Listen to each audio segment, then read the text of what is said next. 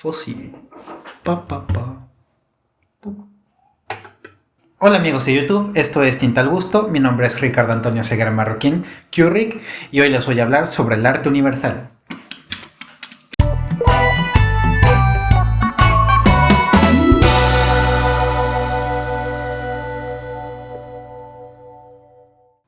Actualmente el mundo del arte es muy inmenso. Hay millones de artistas alrededor del mundo con diferentes técnicas y estilos. Hay artistas de internet, hay artistas de museos, hay artistas callejeros y artistas que seguramente todavía no conocemos. Pero no siempre ha sido así. La historia del arte nos ha mostrado que el artista ha pasado por cambios muy importantes. Antes los artistas solo eran los de museos. Había muchos otros artistas que no tenían ni voz ni voto y prácticamente eran desconocidos. Investigaciones recientes nos han mostrado que en realidad ha habido muchos más artistas de los que la historia nos ha mostrado, más específicamente la historia europea del arte, que ese es otro tema que vamos a tomar aquí. Bueno, historia universal. ¿Por qué le llaman historia universal cuando realmente la historia del arte universal se refiere solo al arte europeo y más contemporáneamente al arte americano?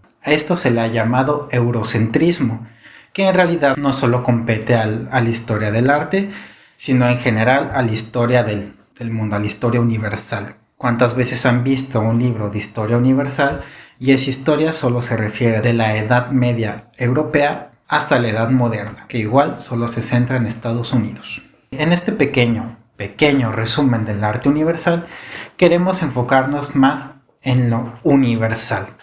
O sea, entendiendo que existen muchos más países, muchas más regiones que los europeos y los americanos.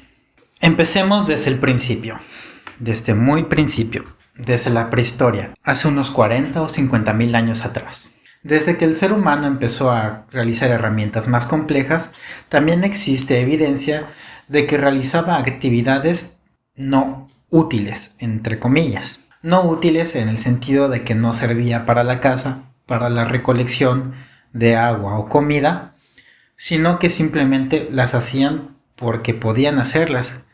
Es así como tallados en madera, pinturas en cuevas o simplemente adornar sus herramientas.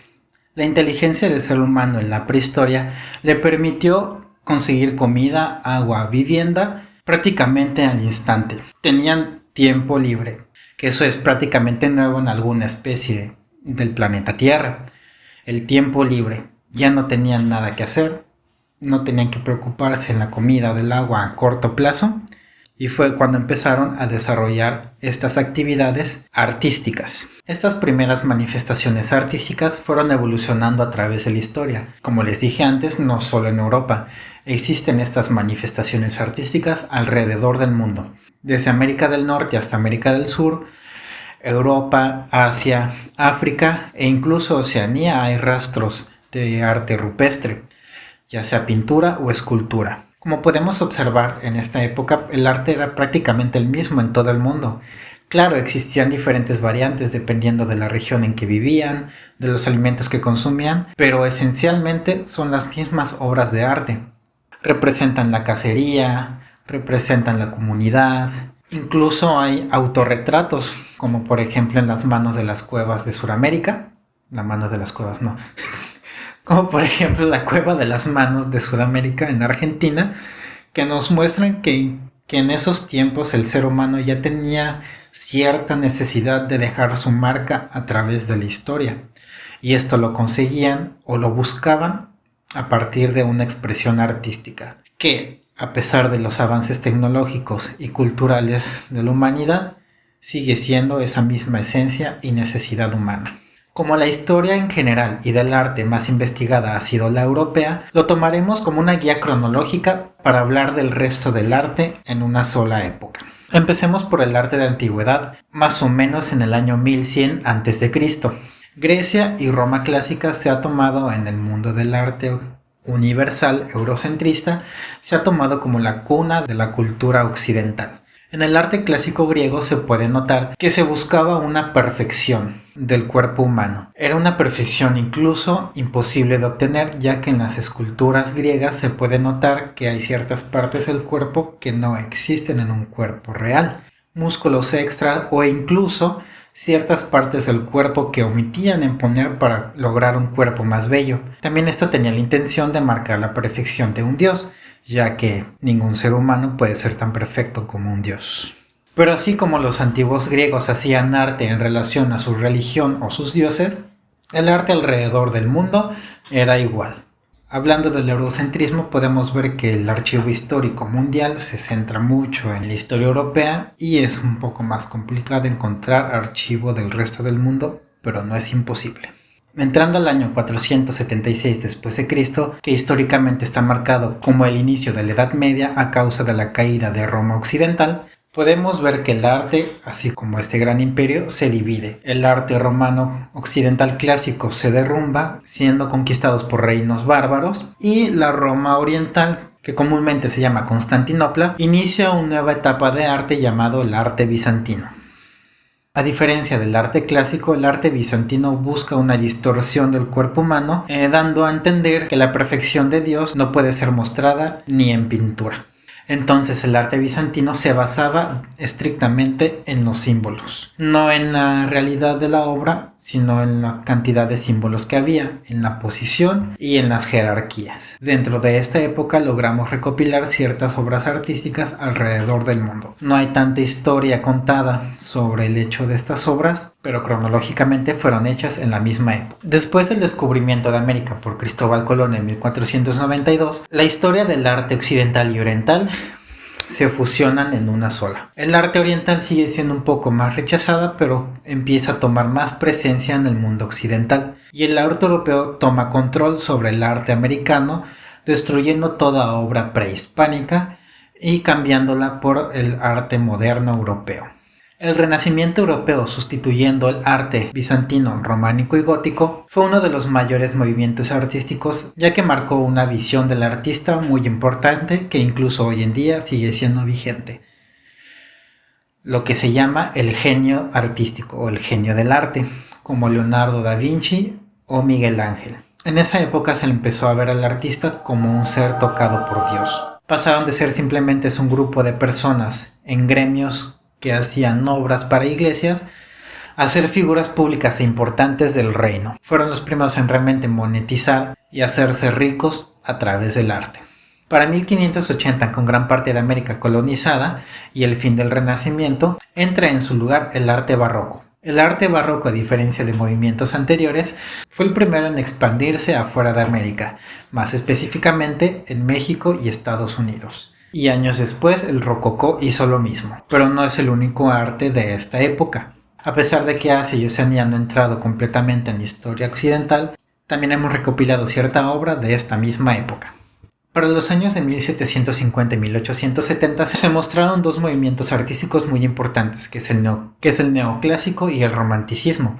Estos dos movimientos artísticos se remontaron al arte clásico griego y romano, en ese orden. Fue un regreso a la representación de obras basadas en pasajes de la mitología griega y romana, dejando a un lado a la Biblia. Incluso en América se llegó a representar historias de la América prehispánica. El romanticismo y el realismo, que fue un movimiento relativamente corto, basado en representar obras de las personas comunes y no tanto de dioses o deidades, fueron prácticamente el fin del arte tradicional clásico, dando entrada a las famosas vanguardias. Las obras vanguardistas marcaron el inicio de los ismos. Los ismos son corrientes artísticas que, a diferencia de las anteriores, estas suelen ser muy cortas y en gran cantidad.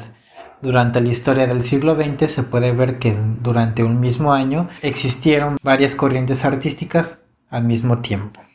Una de las partes más importantes del arte de las vanguardias es que la historia del arte oriental empezó a tener mucha más presencia en la historia del arte occidental. El arte tradicional chino, japonés, africano, incluso de algunas tribus americanas, se convirtieron en referencias visuales para artistas europeos, referencias que ellos tomaron para hacer obras originales, obviamente sin el crédito debido. Dentro de algunos ismos Se encuentra el impresionismo, el expresionismo, el cubismo, el fauvismo, futurismo, dadaísmo y el surrealismo. La mayoría de estos basados en el arte abstracto. Estas corrientes artísticas tuvieron también presencia en América, sin embargo no fueron tan populares como en Europa. En América surgieron otras corrientes artísticas como el arte pop o el hiperrealismo. En cambio en México existió el paisajismo mexicano, pero más popular el muralismo. Sin embargo también tuvo presencia de surrealismo. En otros lugares como África o Asia no existían corrientes artísticas, por lo menos no datadas, tal cuales de movimientos de los artistas, y mucho de su arte se mantuvo igual a través de la historia. Fue después de la globalización del nuevo milenio en que empezó a crecer una cultura del arte occidental en el mundo oriental. Distintos países de África y Asia ya tienen artistas que se relacionan más con nuestra percepción del arte occidental. Para finales del siglo XX, Estados Unidos, especialmente Nueva York, se convierte en la nueva meca del arte, impulsando la compraventa de artistas y sobre todo la publicidad de ellos. Es después de la Segunda Guerra Mundial que muchos artistas europeos emigraron a Estados Unidos para realizar su obra artística, y es en gran parte la razón por la que Estados Unidos se convierte en un punto tan importante para el arte. Hoy en día el arte es muchísimo más amplio que una sola corriente artística. La mayor diferencia de la experiencia del arte contemporáneo al arte del pasado es el crecimiento de la población.